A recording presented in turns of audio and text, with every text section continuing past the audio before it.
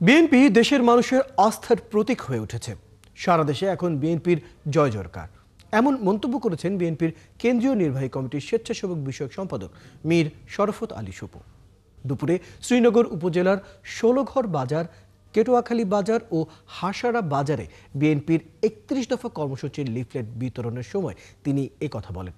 তিনি বলেন, দেশের মানুষ বিএনপির পাশে রয়েছে, তবে একটি গোষ্ঠী এখনো নির্বাচনী প্রক্রিয়াকে বিতর্কিত করার অপচেষ্টা চালিয়ে যাচ্ছে।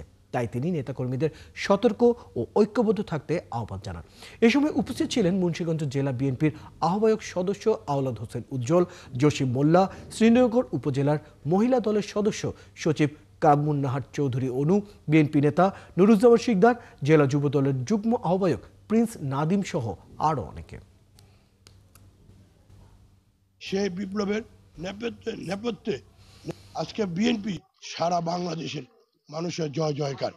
কারণ বিএনপি হলো মানুষের আস্থার জায়গা। আপনারা দেখেছেন আমার ভারপ্রাপ্ত চেয়ারম্যান 2024-এ এই যে জুলাই আগস্ট যে বিপ্লব হয়েছে, সেই বিপ্লবের নেপথ্যে নেতৃত্ব দিয়েছেন আমাদের ভারপ্রাপ্ত চেয়ারম্যান জনাব তারেক রহমান।